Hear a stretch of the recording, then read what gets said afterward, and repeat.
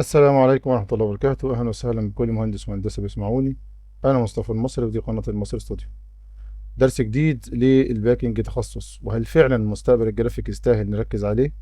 سؤال جديد وفيديو جديد ودرس جديد بنحاول فيه نعرف هل تخصصنا فعلا، هل مجالنا ليه تخصصات ولا هو تخصص واحد؟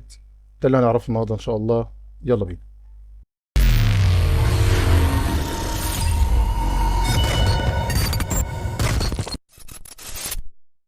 طبعا انتوا عارفين ان كل مجال في الدنيا ليه تخصص، يعني كل مجالات الدنيا ليها تخصصات. عندك مثلا زي مجال الطب كده، هتلاقي مثلا دكتور عنده مجال او هو في مجاله، في مجال الطب عامة ليه تخصص.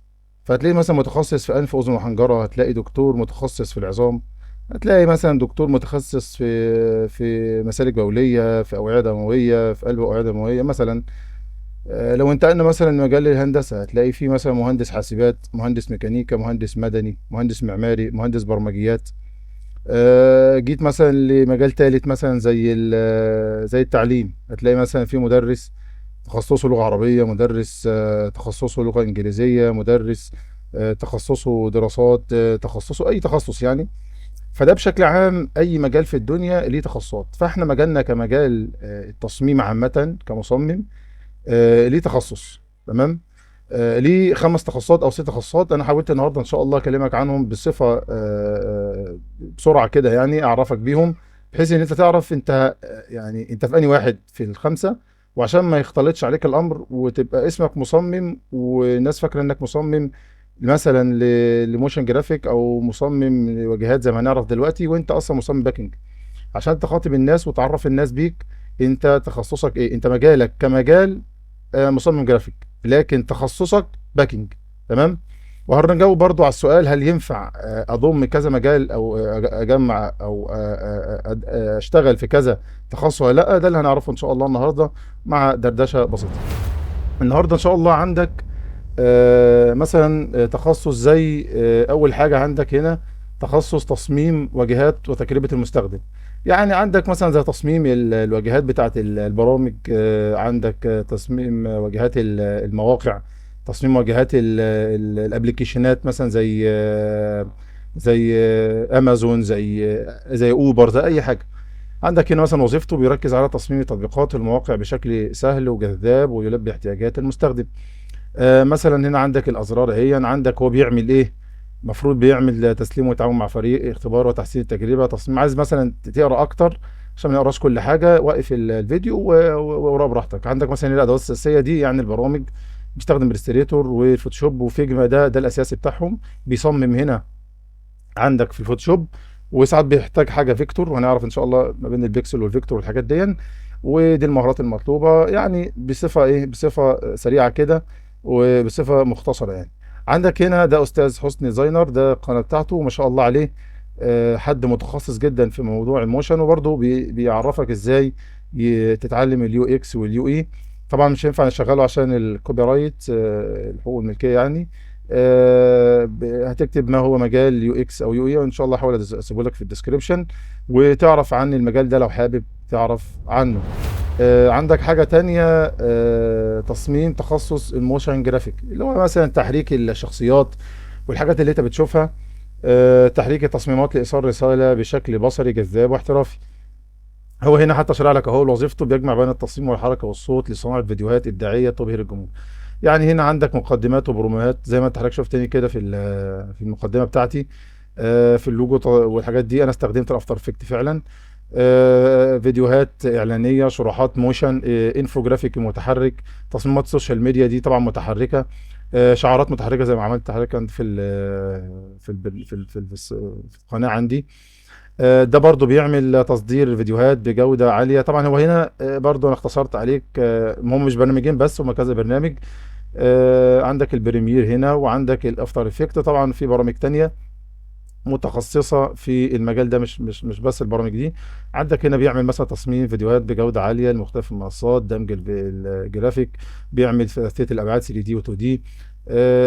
كل اللي انت بتشوفه على السوشيال ميديا ده من مونتاج، هو برضو ايه، تخصص. وان شاء الله يعني عندك استاذ محمد في وقت اسماعيل. وبعد كده تعالى اتدرب. بيحاول برضو يشوف لك الدنيا فيها ايه برضو. استاذ محمد اسماعيل ده حد برضو من حد الناس المحترمه المتخصصه جدا في السوشيال ميديا طبعا عشان الكوبي رايت. عندك بعد كده المجال الثالث تصميم وتخصص الهويه البصريه. ده الهوية البصرية بقى، وده برضو حاجة شائكة عند كتير من الناس. لما بيجي له علبة ويحاول يصمم هوية بصرية، يبقى كل الحاجة زي مثلا كوب، وزي عندك مثلا هنا كارت، وعندك هنا شنطة، وممكن يعمل بعد كده علبة والمنتج الداخلي على الستيكر ولا لأ. يعني الهوية البصرية لازم يبقى كله رايحة في اتجاه واحد. برتقاني بقى هوية بصرية برتقانية، برتقالي بقى. يعني هو الهوية البصرية عامة بتدي زي اورنج مثلا. لو شفت اورنج، خلاص انت مجرد ما تشوف اللون الاورنج انت بتعرف ان دي شركة اورنج. عارف مثلا زي شركة بيبسي، مجرد ما تشوف حاجة زرقاء بتبقى عارف خلاص. زي مثلا فودافون، لو علامة حمراء وفي كلام، لو خلفية حمراء فيها كلام، بتعرف ان هي هوية بصرية. خدت بالك؟ فهنا بيركز على انشاء هوية مميزة وفريدة للشركات والمشاريع تساعدها على التميز في السوق. طبعا هنا تميز العلامة الأساسية بين المنافسين. يبقى ليك انت هوية بصرية ان شاء الله هنتكلم فيها بصفة، ودي هتلمس عندنا حتة الباكنج شوية يعني. هنا اعداد دليل الهويه البصريه لضمان الاتساق والاحترافيه. عندك هنا اختيار الوان مناسبه، عندك هنا اختيار تصميم شعار مناسب، عندك ابتكار هويه مفهومه هويه. يعني عشان برضو ما اطولش عليك كده الموضوع برضو لامم بعضه شويه. هنا عندك الادوات الاساسيه، عندك فيجما، عندك انديزاين، وعندك فوتوشوب، وعندك الستريتور، وعندك حاجات كتيره جدا جدا جدا جدا. هنا عندك برضو ايه تاني، بس يعني عندك هنا برضو حد اتكلم عليه استاذ سعيد الرشيد، ده برضو المرئي حد محترم جدا. لعلامتك التجارية. فتصور لو أنت بلشت حد محترم جدا شرح الموضوع بشكل احترافي وشكل جميل جدا. ده هيلمس عندنا برضو الحاجات اللي احنا المفروض نتعلمها ونشوفها في الكورس او في كلامنا يعني ان شاء الله. عندك بعد كده التصميم، عندك هنا الباكينج، وده تخصصنا طبعا. في براء في يعني ده التخصص اللي بقولك عليه بقى، ده تخصصنا احنا. خدت بالك؟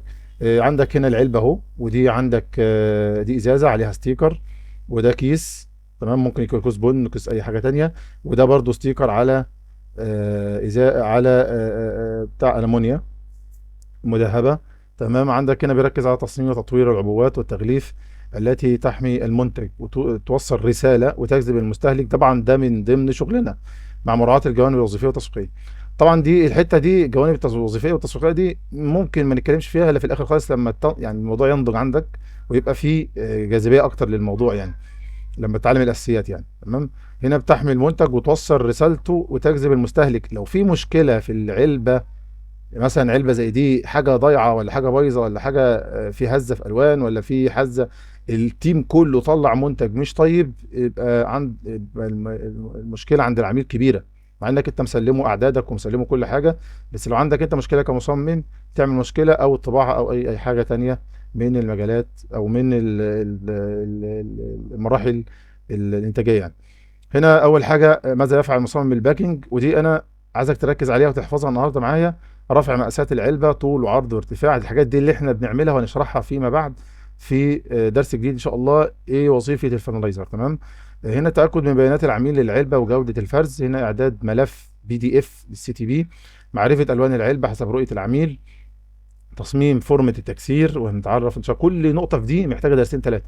ابتكار افكار مع العميل لمصلحة للعلبة. البحث عن اخطاء في العلبة او المقاسات او الالوان. وان شاء الله دي برضو الحاجات دي السبعة دول ان شاء الله في حاجات اكتر لازم نتعلمها، وكل حاجة من دي ليها اساسيات هنتعلمها ان شاء الله.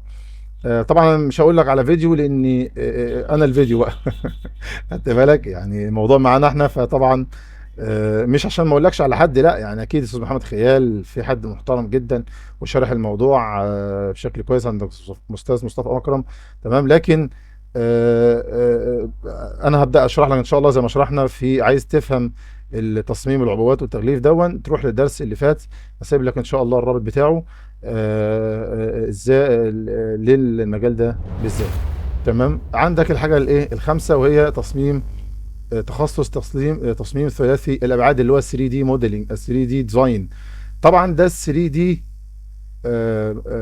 ديزاين. انا بقى عندي كمصطفى 3 دي موديلنج، يعني انا بستخدم البرامج. يعني عندك زي برنامج مثلا، عندك برنامج اسمه 3 دي اي سي 3 دي اهو. ده الاي سي 3 دي ده اصلا بتاع منتجات، حتى هتلاقي بص الغلاف بتاعه منتجات.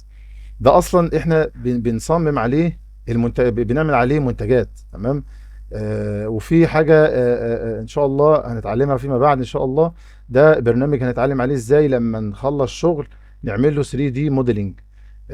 في حاجات كتير ان شاء الله انا هحاول اذكرها لك واعلمك عليه ان شاء الله، بس مش عايزك تشغل بالك بيه عشان ما ياخدش وقت معانا كبير. تمام. عندك مثلا حد بيتكلم على ال 3 دي. فعلا ده البرامج بتاعته. ده الفوتوشوب الاول، برضه الفوتوشوب ده يعني بصفه رسميه هتلاقيه موجود. الفي ري الاضاءه، طبعا عم الاضاءه. بلندر ده عمهم، وده عمهم برضه. بلندر وال 3 دي ماكس طبعا حاجه، طبعا ده للمكاتب والحاجات اللي هي المكتبيه. في برامج تانية، في برامج تانية المايا والحاجات اللي هي الخاص. طبعا لو حد بيسمعني في عايش وعايش مع ال 3 دي هيفهم الموضوع ده. بيعمل بقى الحاجات دي، بيركز ال 3 دي على بناء نماذج ثلاثيه الابعاد واقعيه لمنتجات المعمار، الشخصيات والمشاهد للعرض والتسويق والتصنيع.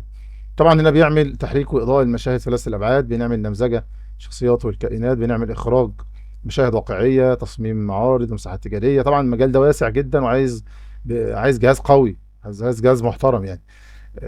هنا عندك برضو بيقول لك تحويل الافكار لنماذج واقعيه ثلاث الابعاد بجوده عاليه تخدم مختلف المجالات. يعني حاولت برضو اقرب لك المسافه شويه. وعندك هنا استاذ عبد الله بيتكلم عن الموضوع. هو حتى هتلاقيه عامل سينما 4 دي واوتو ديسك مثلا اللي هو 3 دي ماكس اللي كنا اتكلمنا عليه في البوست، واوتو ديسك برضه مايا. خدت بالك ان انا قلت لك عليه. ضيف بقى عليه الموشن برضه الجرافيك وافتر افكت وحاجات زي يعني كتير ان شاء الله يعني. فدي الخمس مجالات ان انا حاولت اتكلم معاك فيهم. طبعا هو ممكن واحد يسأل سؤال بقى، يقول لي يا باشمهندس مصطفى انا دلوقتي هتعامل مع مين؟ هتعامل مع مين وهتعلم ايه؟ عشان تعرف مجالك وتخصصك لازم تعرف هتتعامل مع مين وتتعلم ايه. دي سؤالين مهمين جدا. فانا جمعت لك النهارده. خلي بالك انك هتتعامل مع، عندك المبيعات. تمام. ده علشان يسعر ويدي السعر للعميل. عندك هنا مدير الانتاج او احفظهم كده او ادرسهم. وقف الفيديو حتى لو حد حابب تكتبهم ولا حاجه. في حاجات لازم نكتبها وان شاء الله نتعلم الموضوع ده فيما بعد يعني. انت عندك هنا اول حد بيتعامل مع مبيعات بيروح للعميل وبياخد منه المنتج ويجي يدولك عشان تعمل زيه او تعمل زيه بس بطريقه تانية. ان شاء الله هنعمل فيديو باذن الله نتعلم ازاي نتعرف على شغل العميل، لان هو فيه 6 7 خطوات. الموضوع ما بيبقاش يعني ايه مره واحده، لا هو بيبقى كذا كذا، ليه كذا نمط يعني. هنا مدير الانتاج او مدير التخطيط عشان تديله المواصفه الفنيه اللي هيعمل بيها امر الشغل، لان انت رفعت هنا للعميل ومنتجت عشان تدي العميل يديله سعر. بعد كده انت لما بتيجي تشتغل بقى العميل بيقول لك ابروف تمام، بيبقى بيديك اوكي خلاص على الشغل ان انت اشتغلت له وعملت له تعديل. بتدي مدير الانتاج المواصفه الفنيه كام، مساحه الفرخ كام، وفي كام علبه، وفي سبوت ولا يوفي ولا تكسير ولا. تمام. هنا العميل عشان تعرف متطلباته. تمام. في ممكن خطوه تسبق خطوه، لكن هي ماشيه كده. تمام. المواصفه الفنيه يعمل بيها امر الشغل المفروض العميل الاول، بس ممكن تيجي بعد كده العميل يطلب حاجه متطلبات ايه تعديله. تمام. يبقى العميل بيخش في السكه لو بتاع المبيعات يعني سلمه لك. تمام. هنا الفني السي تي بي بعد ما بتخلص شغلك مع عميل يقول لك تمام، بتدي هنا ايه الفني السي تي بي عشان يعمل زنجات وهنعرف يعني ايه زنجات. هنا فن الطباعه بيطلع لك فوق او على بيروح لك قسمك. انا بتكلم على انت هتروح تقعد في مطبعه، تتكلم بصفتك راجل مصمم فانلايزر بتدير المطبخ. انت المطبخ زي ما هنعرف كده ان شاء الله. فانلايزر يعني ايه فانلايزر؟ تمام. فمفروض فن الطباعه انت عملت زنجات سي تي بي نزلت ركبت في المكنه وهنعرف يعني ايه. وبعد ما بيطبع بينزل فرخ ظبط بيطلع لك بقى. تمام. بكلمك بمنطلق واحد اتعلم واحد ماسك قسم، فاهمني؟ فده اللي بيحصل معاك. تمام.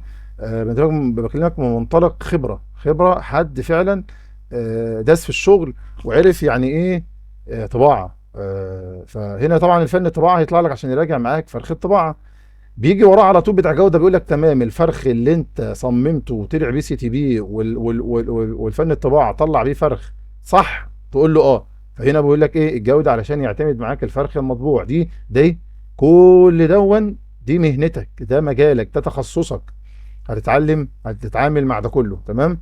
الجودة طبعا انا مش بقول كده عشان ايأسك او اخليك عندك رهبة من الموضوع، لكن فعلا ده انا بتكلم على برضه بعيدة تاني وتالت ورابع، ده اللي قاعد في مكتب في مطبعة بيشغل المطبعة، انت المطبخ، انت اللي بيجي لك العميل زي ما بيجي لك كده فاضي بتمشيه مليان زي ما بيقولوا، بتجي لك مقاسات او علبة بتحولها لمنتج، تمام، لمنتج يتحط فيه او لعلبة يتحط فيها المنتج، تمام. الجودة علشان يعتمد معاك الفرخ المطبوع، هو المطبوع طبقا للمواصفة الفنية للعميل. يبقى هنا نرجع برضو الموضوع رجع للعميل تاني، تمام حضرتك. يعني هنا الجودة ده لما بيعتمد، دي آخر مرحلة خلاص، ده بتاع الجودة اللي بيقول للفني يشتغل ليه؟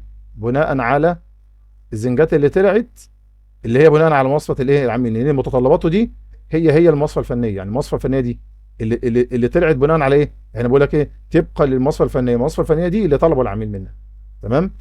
طيب مراحل ما بعد الطباعة، كل علبة بنسبة 90% او بنسبة 80% ليها خطوة من الخطوات دي. اكيد سلوفان، في ممكن علب تطبع وتاخد حاجة اسمها ورنيش، تمام، كنت ممكن اضيفه بس الحمد لله يعني نتعرف عليه بعد كده، بس مش اساسي يعني، بس ساعات بياخد ورنيش، طبقة ورنيش كده تحط اسمها ورنيش لامع، بيوفر طبعا لان السلوفان اعلى يعني. هنا مراحل ما بعد الطباعة، بتاخد سلوفان بعد كده، مش بعد بقى يعني، ممكن تاخد سلوفان بس، ممكن تاخد سبوت بس، ممكن تاخد بصمة بس، ممكن تاخد كفراج بس، يعني ممكن تاخد حاجة من دول، بس دي اساسي، دي معانا الاثنين دول اساسيين، والثلاثه والاربعه دول ممكن دي بنسبه 90% وممكن دي بنسبه 0 او 100% عادي، دي برضه نفس الكلام، دي الثلاثه دول ممكن يبقوا داخلين او لا. لكن طالما علبه يبقى ليها تكسير ويبقى ليها لزق. مو في علب ما بتتلزقش، في علب ما بتتلزقش زي علب المروحه، وان شاء الله هنتعرف عليها فيما بعد.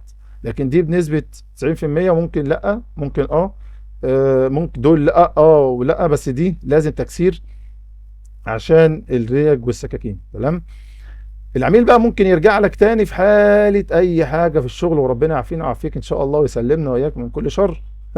العميل ساعات في حالة أي حاجة، في الشغل، وده في حالة وجود مشاكل في الشغل، وربنا يعافيك إن شاء الله، ما تقلقش إن شاء الله معانا توصل لمرحلة كويسة بإذن الله تعالى. عندك هنا بقى خلي بالك هتتعلم إيه برضه في مجالك. يبقى إحنا جاوبنا على 3 أسئلة. تخصصات مجالي إيه هي؟ تاني حاجة هتتعامل مع مين؟ تالت حاجة خلي بالك انك هتتعلم ايه. طبعا ده بصفة برضو يعني بصفة سريعة كده، او مش بصفة رسمية قوي يعني، في حاجات ممكن تتبدل وفي حاجات ممكن تزيد عن كده. برامج التصميم انا مش مشكلها، مش مرتبها عشان هي ترتيب، لا، يعني انا هنا مرتبها لك عشان انا قاصد ده، تمام. ممكن حاجة خطوة ورا خطوة، خدت بالك؟ يعني ممكن هنا المبيعات انت ممكن تروح على شغل اسمه شغل المطبعه، عميل المطبعه، خدت بالك؟ طبعا بقاله سنه سنتين فالمبيعات خلاص ملهاش دعوه، وممكن يسلك لك حاجه لكن ملوش دعوه خالص يعني، فاهم؟ ومدير الانتاج والتخطيط ممكن يطلع امر شغل قديم ويقول لك اهو الشغل اهو، بس يا عم مصطفى طلع لنا الشغل، تمام، طلع لنا الشغل، فانت بتوديه CTV وبعد كده بيطبع وبعد كده بياخد جوده وهكذا، في طبعا فرخ بيراجع عليه قديم. هنا برامج التصميم بقى تتعلم برامج الفوتوشوب والاستريتور، وفي برامج تانية بقى، برامج الاي سي 3 دي، وبرامج طبعا ده عشان تعمل 3 دي موديلنج، وبرامج الانج فيو بتاع الفورم. ان شاء الله ليله كبيره ان شاء الله نتعلمها باذن الله تعالى في قناتنا. معرفه انواع الورق ومقاساته وجراماته، ده مهم جدا، تمام. معرفه انواع ماكينات الطباعه الاوفست وغيره، انواع العلب واشكالها وانواع تقفيلها، مراحل الانتاج، الفرز والمونتاج والفصل، دي اهم نقطة، ودي محور مهنتنا ومحور مجالنا ومحور تخصصنا اللي هو مراحل الانتاج. طبعا انا ما رضيتش اكبر الموضوع اكتر من كده واطول عليك اكتر من كده في ان انا اخليها لك حاجة لوحدها، لا، لكن دي اهم حاجة، دي لو حفظتها هتبقى برنس يعني. لو دي خطوة لوحدها محتاجة شهور، ودي محتاجة برضو ومحتاجة، لان من غير الثلاثة دول يعني لما بيجي لك الفايل انت بتفرزه وبعد كده بتمنتجه وبعد كده بتفصله زنجات، فلو اي خطوه في دي، كل خطوه من دي بيبقى فيها 10 خطوات، يعني دي فيها 10 خطوات مثلا، دي فيها بتاع حوالي مثلا 3 4 5 خطوات، دي برضو نفس الكلام، خدت بالك؟ عشان ما اطولش عليك، دي مراحل ما بعد الطباعه، هتتعلمها برضو ازاي تعمل. طبعا ده مالكش دعوه بيه، هحطه لك برضو من باب المعرفه، لكن انت دي مهنه لوحدها بتاع السلوفان، صناعه السلوفان، لكن برضو يعني خدها معاك. لكن دول ان شاء الله، وده برضو مالكش دعوه ده اللزق ده، انت ليك برضو مرحله فيه، انك اللسان ما يقلش عن في علب، اللي هي العلب اللي بيبقى الجنب بتاعها سنتي وبيبقى 7 مللي مثلا، نتعلم فيما بعد ان شاء الله. عندك السبوت، ازاي تطلع سبوت، وازاي تطلع بصمه، وازاي تطلع كوفراج. ده المفروض الثلاثه دول بيبقوا ليهم فايلات بتبعتهم للراجل بتاع السبوت عشان يعمل سبوت، وبتاع البصمه عشان يعمل بصمه، وبتاع الكوفراج عشان يعمل كوفراج، وبتاع التكسير عشان طبعا انت هتعمل فورمه تشتغل عليها هتبعتها. تقول لي يا مصطفى انت عمال تتكلم، عايزين شرح. لا، ما هو ده اللي انا قصدت عليه، ان هو الثلاث اسئله: ازاي، ايه تخصصات مجالي عشان احدد مجالي واشتغل فيه، واحدد تخصصي واشتغل فيه، وهتعامل مع مين، وهتعلم ايه. تمام؟ ده مقصود الفيديو النهارده، عشان بعد كده يبقى حاجه اسمها ايه، زي ما بعض الحكماء بيقول: وضع العرش ثم النقش. يعني ثبت العرش الاول، ثبت نفسك الاول، بعد كده انقش براحتك بقى. فاهمني؟